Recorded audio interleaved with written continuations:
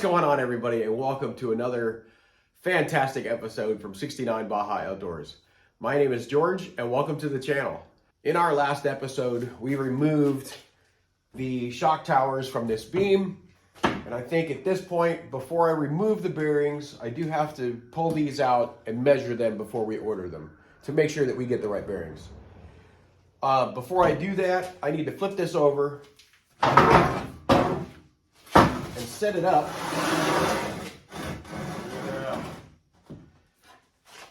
to measure the shock bung, because I'm not really sure where it's going to sit in this direction. This is the lower part of the beam. This is the upper side of the beam.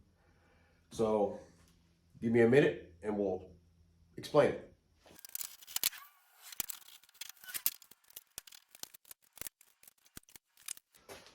So what we have now is the upper plate kind of clamped in place to use as a straight edge. We're using the table as a straight edge. I've got 1 7/8 inches here, 1 7/8 inches here, and you guys can't see it. Stand by. So what I've done here is I have installed the lower trailing arm seal. I have installed the lower trailing arm. The reason I put the seal in here is to kind of give me a little bit of distance to judge it, because I do not have the spring pack in here, the front beam torsions, to give me an exact measurement. So I know we're pretty close. We're within 1/8 of an inch for sure. I have set up the shock sleeve up against my table and made sure that this is, that's great. I've made sure that this is square with the table, or parallel with the table rather. Now the reason for doing this is to get a measurement of my shock bung, and it looks to be, that's where basically it's going to need to sit. I was originally going to mount the upper plate behind and gusset it. I mean, I'm still going to gusset it somewhere up in here, but for now I think we're going to move it on the outside, because that's going to make up a lot of the difference that I need. Now I do have the coupons that I had drilled out earlier, and this basically will go in there like so, but I need to make up a little bit of difference in that actually, and I'm not exactly sure how I'm going to do that just yet. So now that that measurement and stuff is out of the way, we can remove the bearings, get those measured to make sure that we order the right ones. And from last time, if you remember the video, we're going with the 2-jaw puller this time. So this should work a lot better.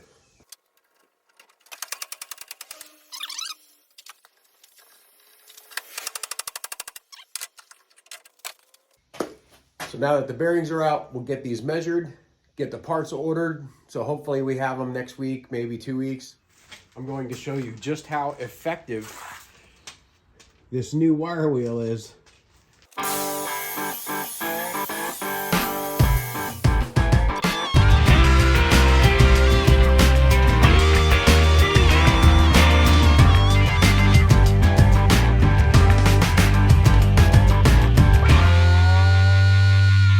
So before you start doing any cutting, oh, you can't really see that. You want to scribe a line to mark the center of your grub screws.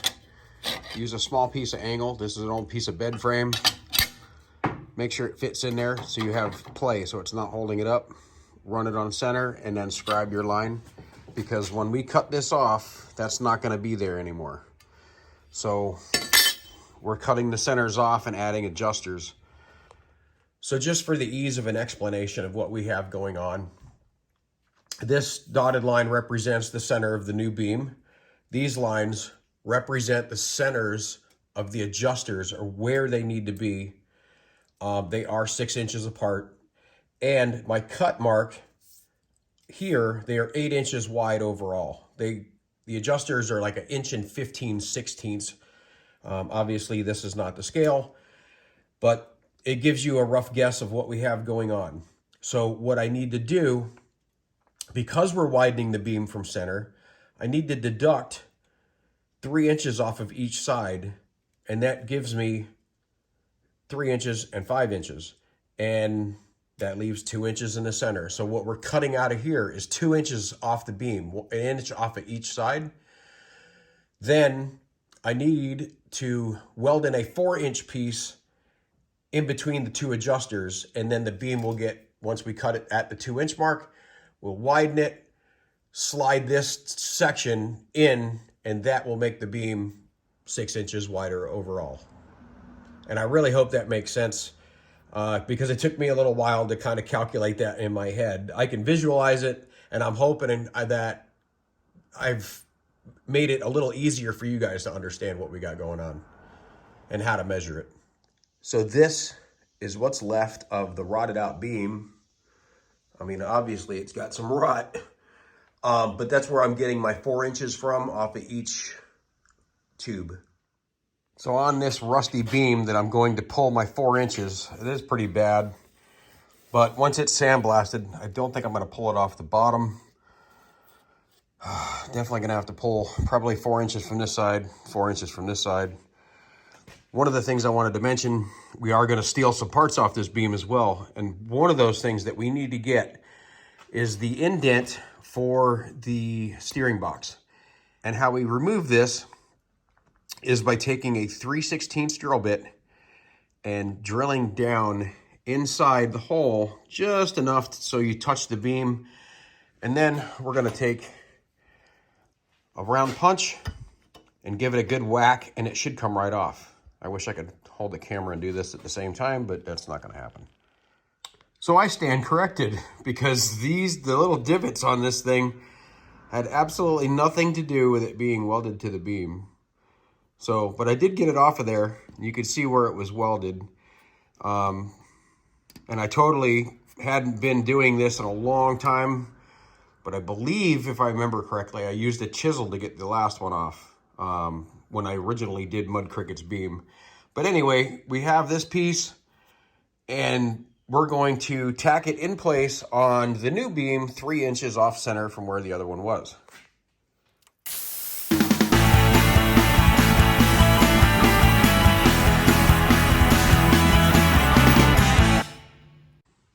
So granted, this is the beam I'm going to be pulling the 4-inch spacers out of, but I still need to remove these. And as you can see, you just take a cutoff disc and just kind of remove a little bit of the material, a little at a time. Now I have been tapping on this, following the crack. As you see the crack, you tap on it a little bit, the crack doesn't grow, take a little more out of it. But eventually, and this isn't dainty either. Oops, sorry. This isn't dainty either. It's pretty.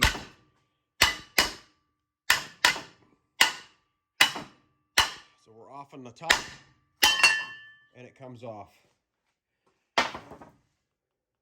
And I don't know if you can see that. We still have the original material, so that when we do set it on there, it sits where it needs to.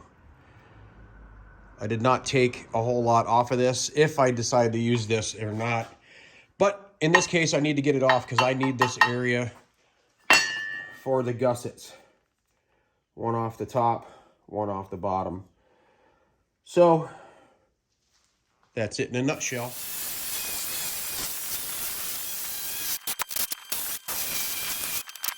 So we have the two pieces cut, our two 4-inch pieces. These need to be trued up in a lathe.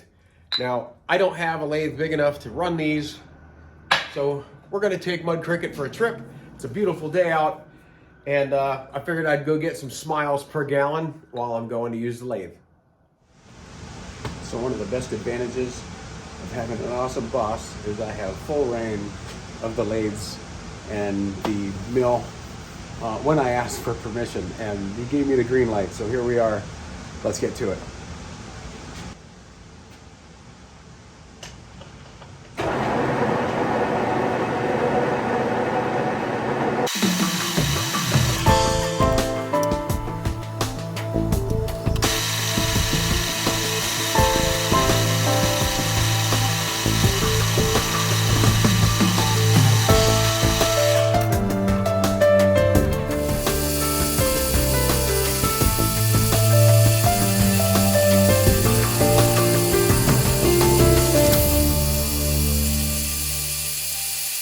And unfortunately, that pretty much does it for today.